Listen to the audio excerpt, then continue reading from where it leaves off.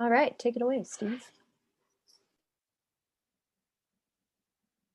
What's that? Oh, yeah. Were you going to do a little kickoff, or do you want me to get going? So anyway, I think everybody knows this is Seattle Revolutionary Socialist Summer School. Tonight we'll be talking about why we need a revolutionary party, and both in the theory of it, and then we can, in the discussion, we can get into how that applies to the current period and what we do today to bring that about. So with that, we'll kick it over to Scout. Awesome. Yeah, I am just going to really quick do a quick land acknowledgement. I live in what is known as Seattle, Washington, and I would like to acknowledge that for those of us joining from the Seattle area, we are on the traditional land of the first people of Seattle, the Duwamish people, past and present, and honor them with gratitude, the land itself, and the Duwamish tribe. And just a brief note, despite treaties and a history of recognition, the Duwamish tribe has had their federal recognition accepted and reversed twice in the past 170 years by this stupid country. Most recently in 2001, they received acknowledgement, but that was immediately reversed by the Bush administration in 2002. They have appealed this decision and are still seeking federal recognition to this day. It's bullshit. And as settlers on this land, one way that we can support the Duwamish tribe is paying real rent if you live on their ancestral lands. So you can visit realrentduwamish.org to find out more and get connected with the tribe as well. But let's dive into the first article, Party and Class, about the need for a revolutionary party. So to kind of get into the article, I want to kind of frame it with what we're kind of working with historically. So the article starts out with the classical theory of like the social democratic view of how to achieve socialism, and the party's role in that. And so for social democrats, the party represents the class, and their view was that through various tactics, the party would play a central role in the development towards socialism. They would essentially increase their organization through electoral avenues to the point of taking over and forming the basis for a new state. And so clearly they believe in a more reformist ideology that focuses on electoralism, believing in the power of parliamentary elections, to bring about the revolution versus like armed insurrection or working class self-emancipation. And they kind of believe that through, again, entering into the state, they could change it from the bourgeoisie monster that it is and make it so revolutionary and for the working class. And this perspective was kind of like the baseline theory on the left, without a lot of challenges, especially prior to like the Russian Revolution and before that. And so Rosa Luxemburg comes on the scene and has like some caveats that she adds to that. So the article kind of gets into her topics, and she brings up the idea of the conservative party versus the spontaneous masses. And her point was essentially that, like, yes, we still need this party, but the masses will go above and beyond because the party is too conservative, and we need to like basically do both. We do need the party, but we also need this like spontaneous action. And this spontaneous action was supposed to be the check to bounce out this like bureaucratization, like making a party full of bureaucrats, which is already what the political system is. And I think that like a good example of this that we just talked about last week was in the Chilean Revolution. President Allende was elected on this like mass of social movements, social changes that were happening. He was elected after numerous peasants were occupying land, working class people were occupying factories. They were doing very insurrection, revolutionary based things to like fundamentally change their society and overthrow capitalism. And President Allende came into power and was so much more conservative and essentially prioritized the preservation of the state and its structures over the demands of the people. So I think that's kind of like a good little example of like where Rosa is coming from, talking about this conservative and bureaucratic trend. But folks disagree with Rosa as well. And so that kind of brings us into Trotsky, who they talk about next in the article. And Trotsky comes onto the scene at the time we're talking like 1904. He's very like has this revolutionary distrust of centralized organization, which sounds, kind of leaning more on the anarchist side, not wanting any centralization, which is still a split that exists today on the left. We have a lot of good anarchist comrades, and I think that there's a lot that our traditions can create a united front with and support, which we'll get into in the future. I'm kind of foreshadowing, but just some shout out to that kind of fundamental split there. But Trotsky's ideas changed throughout that time, and so his distrust was that like through a party that was constantly centralizing and centralizing and centralizing, the power would basically end up with like a dictator. It was his main like criticism at that time. And the criticisms that he kind of threw out, like modern day Marxists and Trots and other folks have kind of disagree with, but Trotsky changed his views during his time, during his life, because people changed their views. And so at the time, he brought an important element of not being too focused on this centralism. Like that is an important check that we still need to have, and not having like full cohesion amongst revolutionaries. We do need to be able to work with people and have solidarity with people who have differences. And part of that we'll get into kind of on the next, I believe on the next one, talking about the fact that class consciousness is not, it's never uniform, is something that Lenin gets into. But switching into Lenin and Gramsci. So Lenin is a Russian revolutionary thinker, and Gramsci was an Italian philosopher, and I believe Marxist as well. And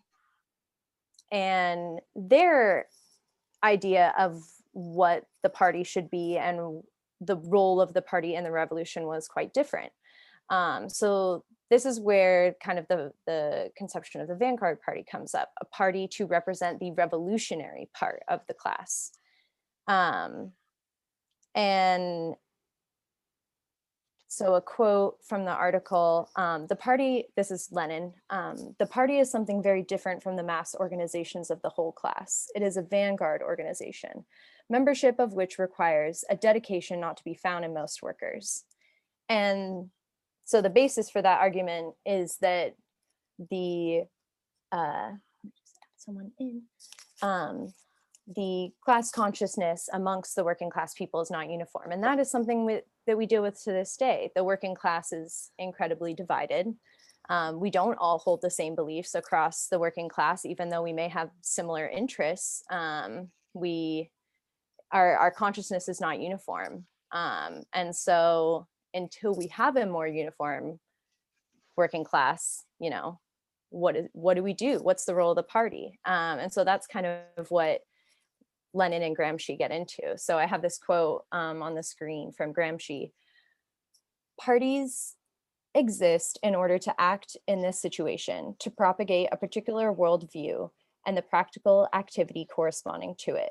They attempt to unite together into a collectivity all those who share a particular worldview and to spread this.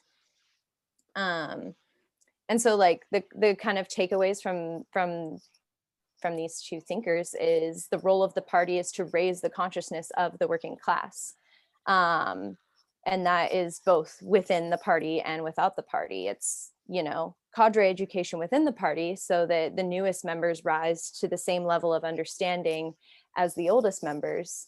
But it's also bringing more workers into the party who currently, their interests do not align with maybe, like revolutionary ideals, but we're working there. We're all working there. And so talking about propaganda, sharing information, education, and organizing and connecting with like wider and broader groups. In the article, the quote was, involving its work in ever wider circles of workers, which I like that. It's kind of like imagining little unions all working together. And so from there, the kind of Bolshevik, which the Bolshevik party came out of the Leninist thought, the Bolshevik conception of the party versus this more social democratic, or what came to be Stalinist conception of the party.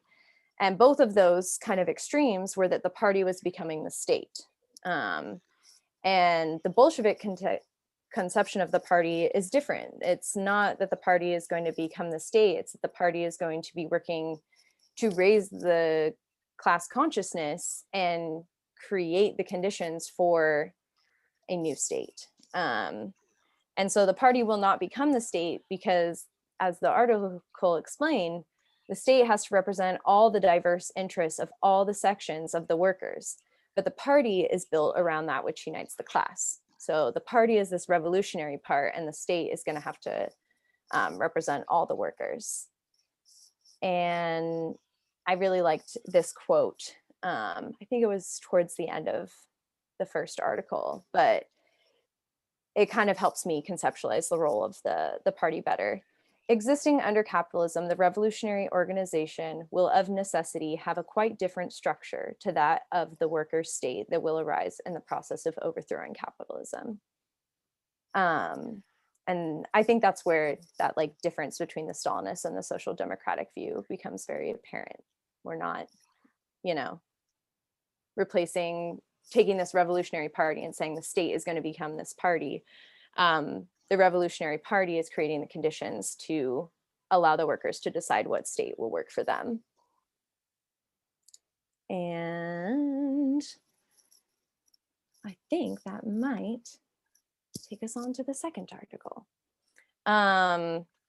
So the second article is a little bit more modern, but if you read it, you may have noticed it's still a little outdated because Trump is not in office, and that article was written right around his inauguration or something like that. So more modern, but still a little older. And I just want to say a few thoughts about that.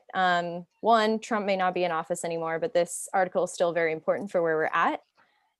Just because Trump is out of office does not mean that there are not massive numbers of people behind a reactionary, fascist, nationalist, and inherently capitalist political force in our country right now. And I think that this article highlighted why socialist organization is crucial to fighting back against these ideas and fighting for something better. And second, the Democrats aren't even better. Biden may be in office, but what has fundamentally, materially changed for the people, for us during this change of administration? There are a lot of failed campaign promises once again.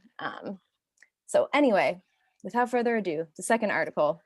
I appreciate the article for listing these three kind of main points, which I think are really, really great takeaways. And I think that they really build off of the first article as well. First, what do we got to do? We got to agitate.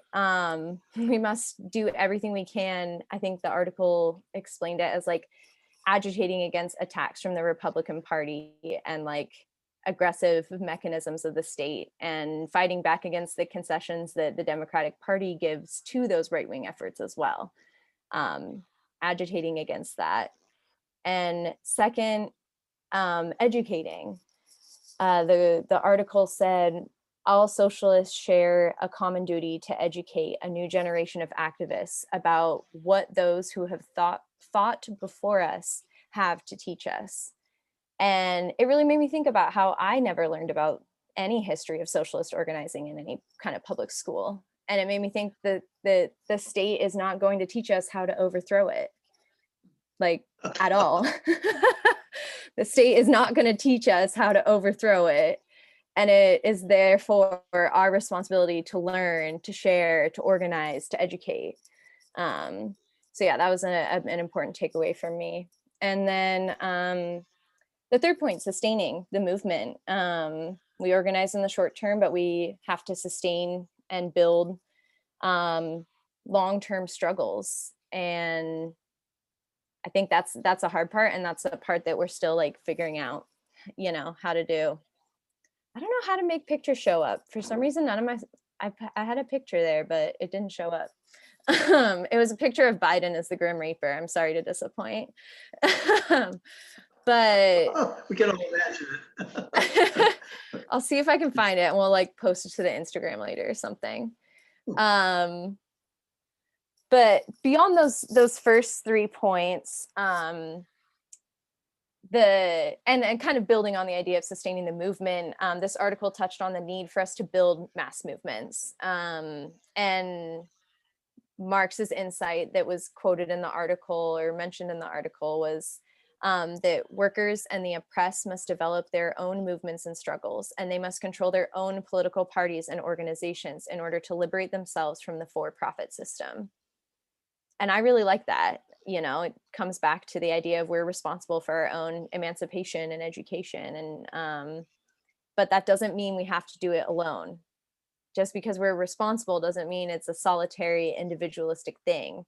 And that's where things like United Fronts come in. So like this article again is a little outdated, but this still is so relevant today, even under a Democratic president.